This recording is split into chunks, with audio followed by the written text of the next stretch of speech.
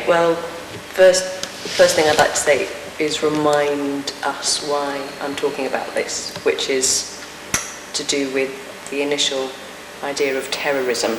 We're talking about the macrocosm and the microcosm, large-scale terrorism, terrorism within families, and then right down at the bottom, smallest end of the scale, terrorism against the self. And so I'm going to talk about different types of behaviour that I have, which are very clearly self-destructive, and what I've kind of learned about them over the years. I think I can kind of, there's lots of different things, because I do think of my eczema, I do actually think of in terms of self-abuse, because it is the body fighting itself. So that's one thing, but that's something I'm not consciously aware of. What I am consciously aware of is a temper, a sense of frustration and pain that becomes so uncontrollable that there's an energy that comes up inside me that is so extraordinary, and it really does feel like it just wants to blow my entire body apart. And what used to happen a lot as a child and into my teens was that I would somehow, I suppose you could call it a fit, but there was a kind of consciousness through it. But I would very often find myself somehow on the floor and spasming and banging my head with very little sense of control of it. And it was extremely frightening. And I actually used to chip teeth. I've got lots of chipped teeth from doing this. And of course it was extremely frightening for other people as well. It was usually at times when I realised that there wasn't anything I could do to change a situation. Often it would be an emotional situation, like there was a man I was very, very much in love with at one time, who I woke up one morning and he was sitting at the desk, and he looked at me very calmly. He'd obviously been awake for some time and been thinking, and he looked at me and he said, "Caroline, I can't be your lover." And he was so clear, and it was so, I really I still appreciate him, because it was so kind of like, no, I've thought about this and I can't. There was no kind of messiness. And so there was nothing, I realised that immediately, and so there was nothing I could do. There was no kind of sense of like persuading or working or anything like that. That was it. So that was one occasion I remember. I'm talking now about kind of later in my late teens, because I want to move on to the stage that I'm in now. So that was one. And another one was to do with an exhibition that I was putting up, and the gallery, I had just this big fight with the gallery organiser, who wouldn't let me have white screens, wanted me to put my work on these brown, disgusting Hessian screens, when I was perfectly prepared to go and get white screens myself and put them up, and I was being completely reasonable, but he wouldn't let me do it, and so frustrating. And I was like in this long corridor, and I just found myself on the floor, banging my head, and all these doors were opening, and all these secretaries running out, and there was this woman the girl lying on the floor with like blood and in a complete mess, and this horrible man, I still remember, like they kind of like this, I was one particularly sort of big motherly secretary, picked me up off the floor and gave me a big hug and calmed me down. I kind of got calmer, and the gallery bloke was still there, and he looked at me and he said, "Does this sort of thing happen to you often?" I was so mad with him. It was just like, anyway. So it was like this massive thing of energy, and I just got very frightened of it, and I wanted to stop doing it very much. So what tends to happen now what I do now. And sometimes I worry that that it's just as unhealthy, because I suffer quite a lot from depression, and I always have. And what happens is that I end up thinking very clearly and wanting very clearly to kill myself a lot. And it's not a very, sometimes I worry a lot that, that I might actually do it, which would be a real shame.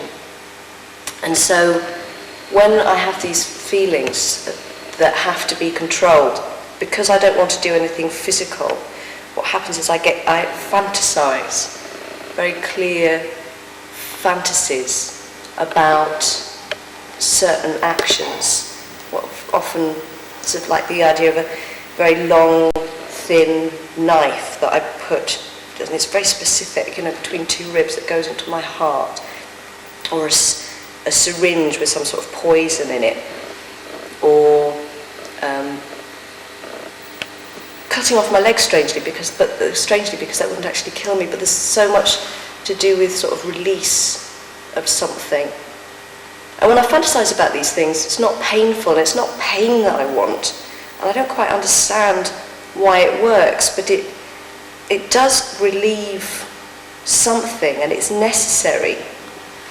But at the same time, I worry that I'm kind of that I might sort of it's like neuron pathways in your brain it's like when you learn something, like those pathways become very accessible in your brain. So if I keep thinking about these kind of things, I worry that it will exacerbate it. But yeah, so that happens a lot. I will frequently spend days and days at a time, constantly, all the images going through my head are of killing myself. Yeah, the last time I actually did something physical, I think, was in summer before last, when I was in Portugal, and I'd taken Class A drugs for weekends in a row, and my personality was beginning to fragment because I had nothing to do all day except sit around and play patience. And I had a row with the housekeeper, the Portuguese housekeeper, where I was staying, and it was kind of the last straw that broke the camel's back sort of thing, and I was hanging things out, and she was coming in and kind of like taking the pegs out of my hands and taking the clothes out of my hands and trying to, and going, no, and like, trying to do it for me, and I'm like, for fuck's sake, I'm 27 years old, I'm just hanging some knickers out on the line. I think there's not too much that can go wrong with that, and she just kept taking the things out of my hand and getting in the way, and I was so angry. I went and I ran up the stairs, I just threw the things down and ran up, said, oh, you fucking do it, and ran up the stairs. And the next thing I knew, I was lying on the floor and was like banging my head around, and I was like, I've got to stop this, for a start, because it's going to scare the shit out of this poor woman. So I stopped it and picked up the fruit knife and managed to stop myself from banging my head by cutting stripes down the outside of each thigh, which was something that I used to do when I was much younger, when I was more like, when I was really a little child. Then I was more into kind of cutting my clothes and but also digging in.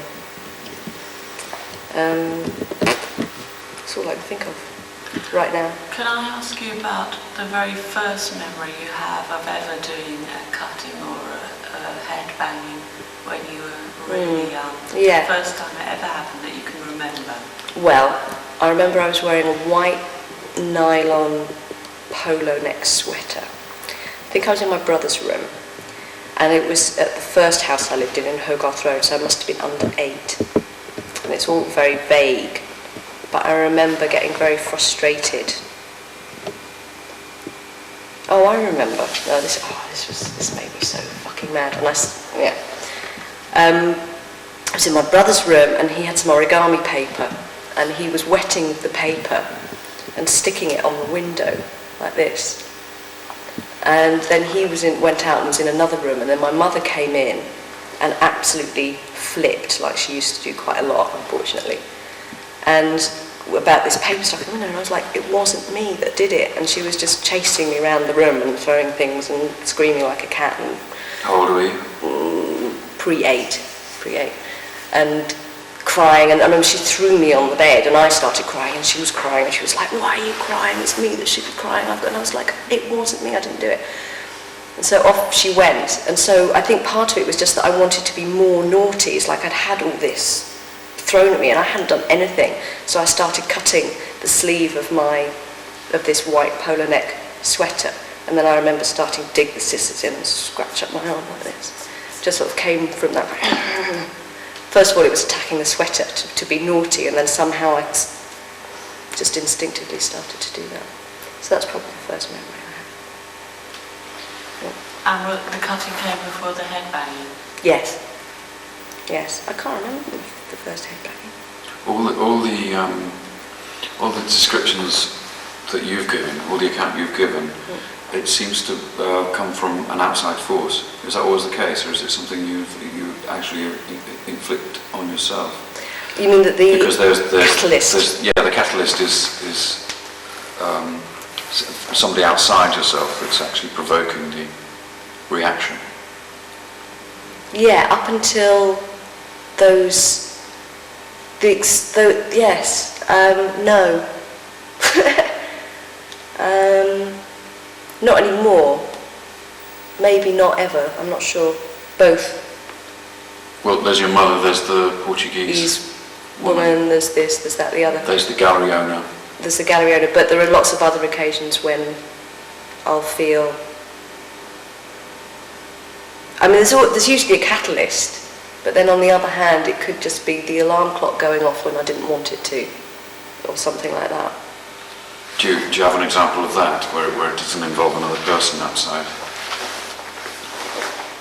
who's got control of your activity? Yeah, I mean, all the time, really. I mean, it can happen any time. I mean, just, this is something I'm talking about that's concurrent with now. So on any given day, I could be walking around obsessing, as I've said, I've translated it into fantasy deliberately because it scares me and I don't want to hurt myself anymore. You can do yourself a lot of damage banging your head. Sure. God, absolutely. How did your mother react when you started to really hurt yourself? Did she give you the attention that you were definitely asking her for? No. What did she do?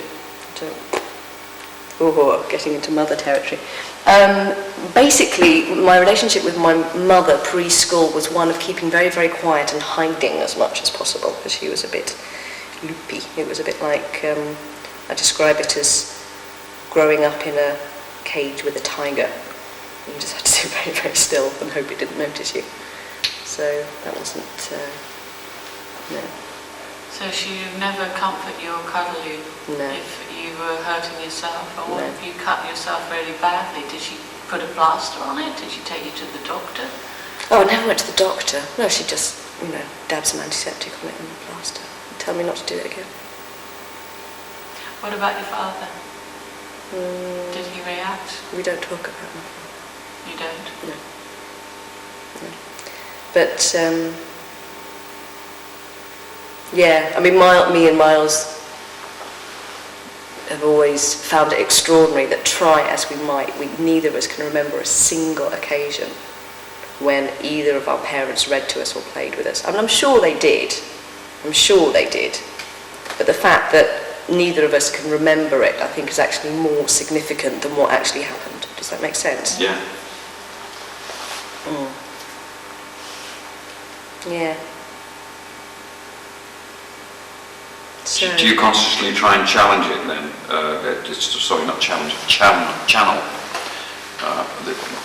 When this feeling is welling up in you, apart from fantasy, is there another way that you are consciously channeling it? So it's not. It's terribly difficult because because there's so much energy goes into not damaging myself that when I'm depressed, I get really sort of catatonic, and I can quite easily be sat in exactly the same position for 2 hours, and be like really thirsty, and there'll be a glass of water there, and I sort of like think, right, I'll pick it up in a minute,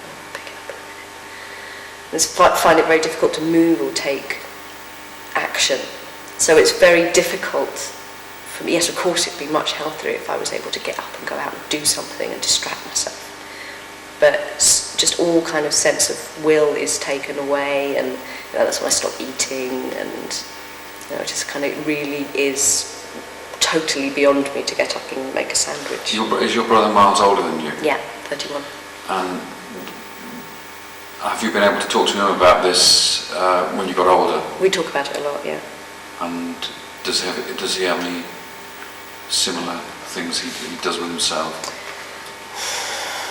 Or does he understand your situation? Oh, yes. Because of his upbringing as well? Oh, yes. I mean, he's wonderful, but he's a complete mess, bless him. He really is. But I think he might say the same about me. I mean, I worry about him desperately, and I remember I was talking to a friend, it might even have been Gerald actually, when I said, oh, you should see my brother. If you saw my brother, you'd just want to wrap him up in cotton wool. There's something about him that's so fragile and so sensitive. I can't bear to think of him being out in the world. And Gerald said, well, some people might think that when they look at you. And I was like, what? What are you on about? You know. So that was really surprising. So I think I think Miles does actually worry about me as much as I worry about him. Have you ever been able to talk to your mother about it? No. Is that because Wouldn't do any good. you don't want the damage? You don't want the repercussions of the damage that might cause either in your... The ghost, you will rise up. You don't want to do... She's not capable of dealing with it. There's no point. There's no point at all. You've imagined doing it, presumably, at one point or another. Yeah, I think maybe I've even sort of occasionally tried to broach certain subjects, and the reaction on one level is kind of just ignoring it, but on another level I see so much fear. I remember one occasion just before I left home when I got really mad with her. It was the only time I've ever physically attacked anyone, I think, and I just grabbed her by the shoulders and threw her against the wall.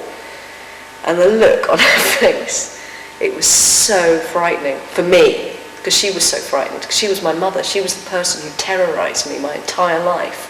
Then I looked into her eyes and saw that she was scared of me, and somehow that was just horrifying. So I can't bear to see the fear and the depression in them, and the waste of space. They've wasted their lives. They understand nothing. For me to confront them with anything, I would have to say, you two are completely crap people, and you have been completely crap parents. And they're in their 60s now. What's the point? What's the point of doing that?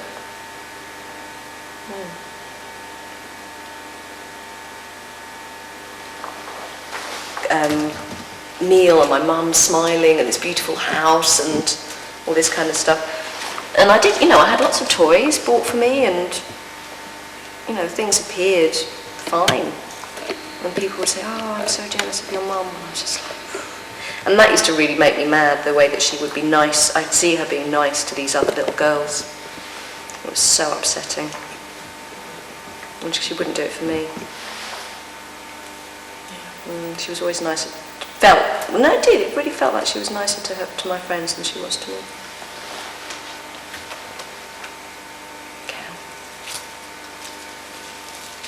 Anyway, I don't know what more there is to say, but I mean, about the physical abuse thing, it's got a lot to do with a release of pressure in some way. Because the physical imagery is often a lot to do with releasing pressure and banging of the head and drilling in the head. And I mean, if you don't want to do this, don't do it, but I'd be quite interested in knowing about the actual physicality of what happened when you were having one of these seizures. How just would it sort of start? about. You'd feel an enormous energy welling up inside you that would provoke it. Yeah. And then, would you look around for the nearest hard thing that you could hit your head against? Or Yeah. How would you do it? There was often, there's a kind of bizarre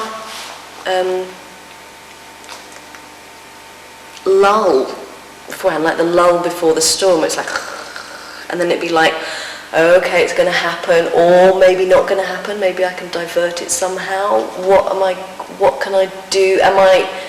Not always, but often it's like, right, what can I do that's going to damage, damage minimisation? And then maybe I would be able to direct it outside onto an object and kind of throw something around and break things. But more often, like the first kind of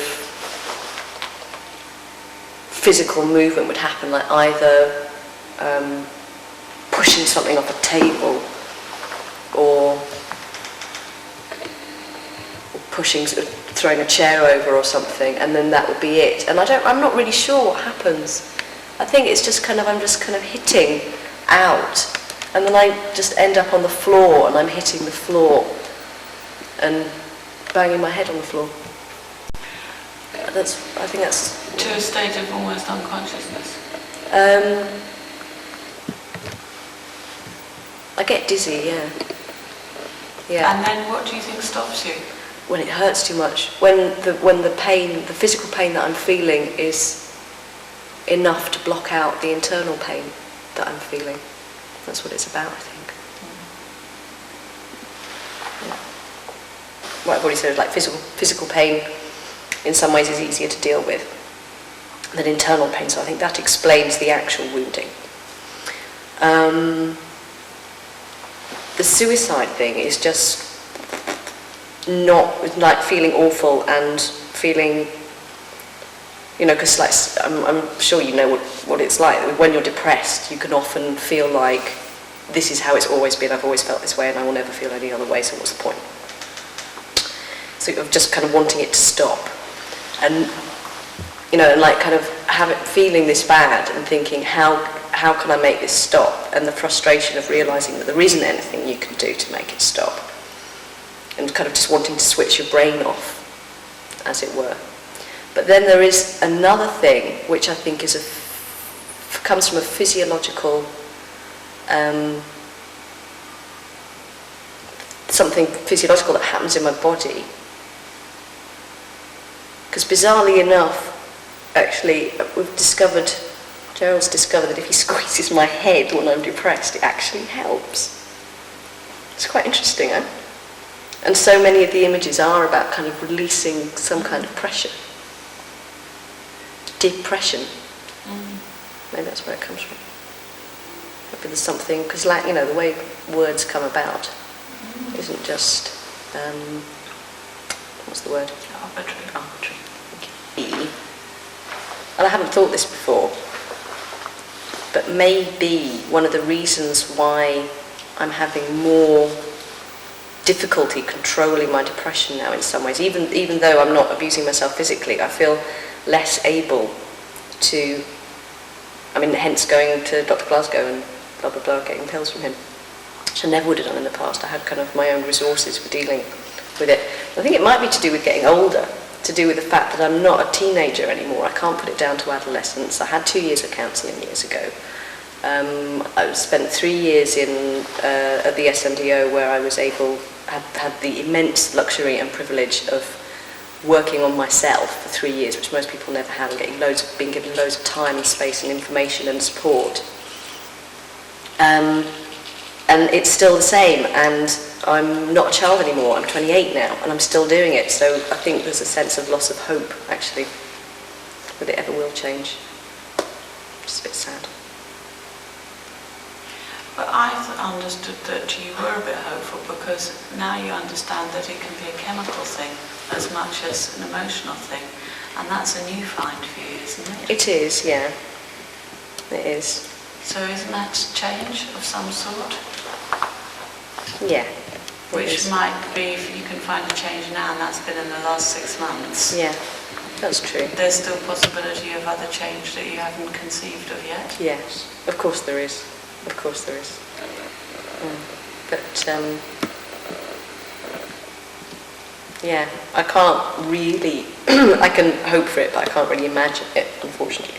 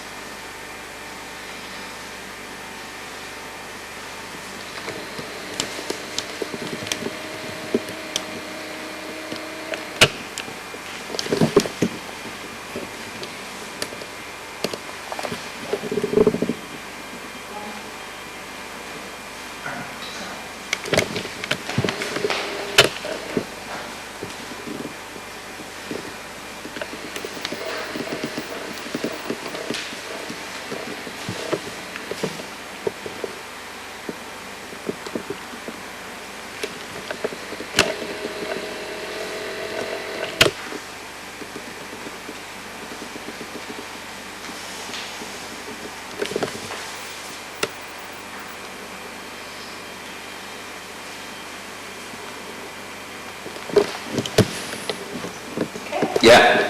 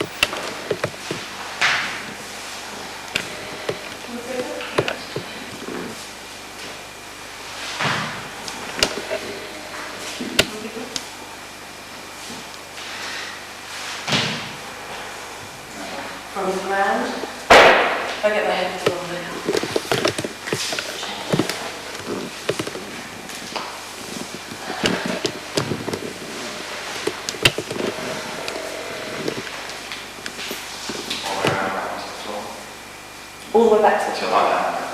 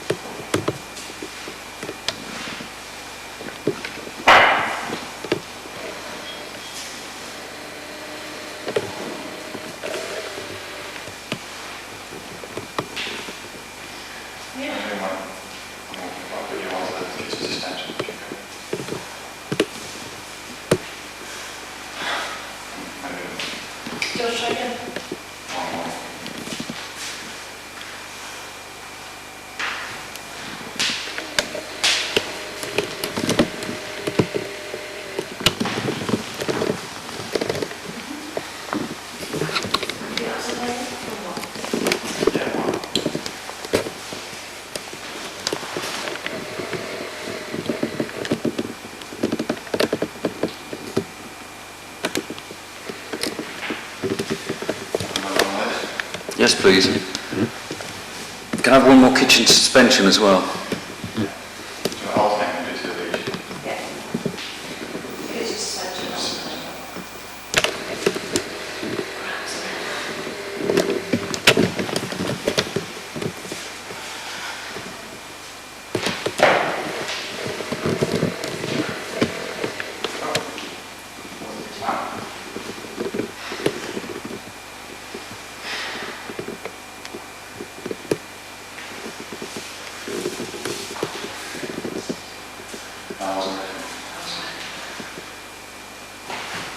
Another couple of legs, just getting very nice.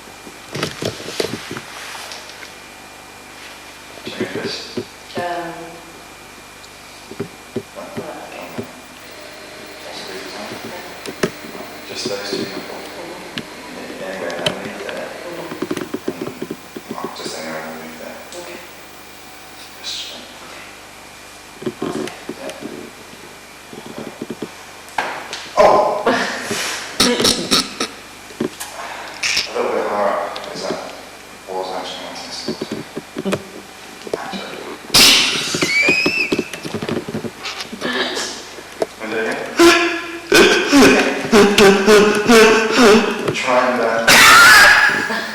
right, above, hang on, above there, and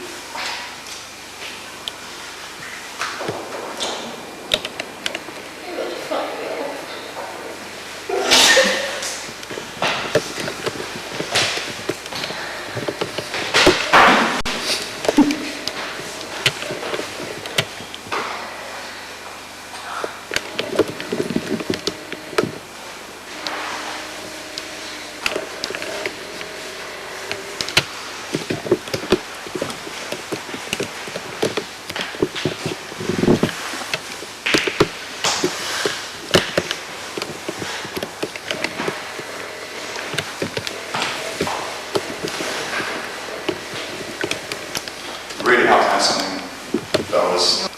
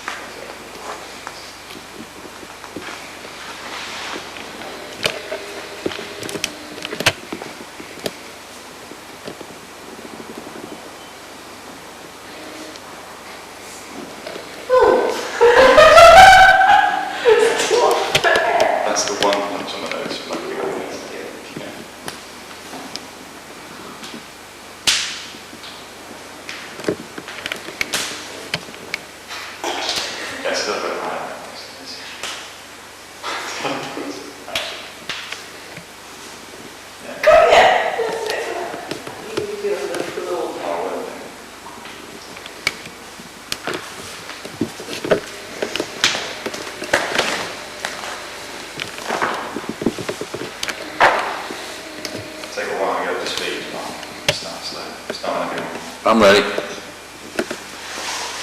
Okay.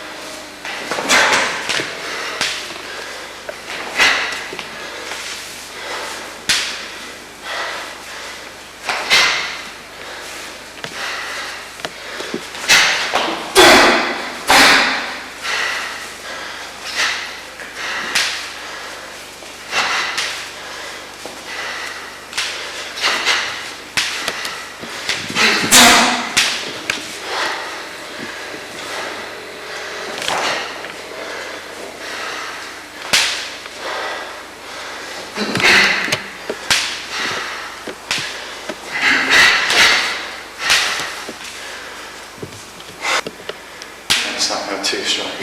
Yeah. And there's no force in this part of the arm at all. It's all the Rebound. whiplash from like kind of hitting a wall and kicking into the windscreen thing. Yuck. It's horrible.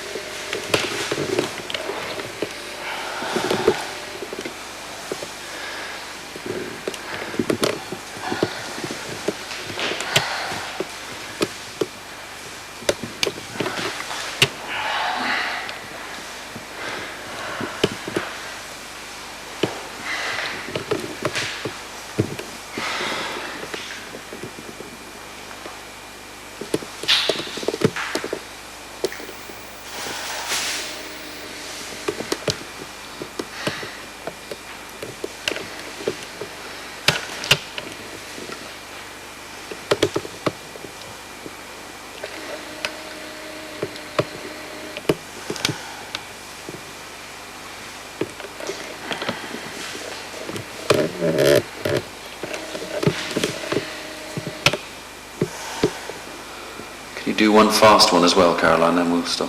Okay.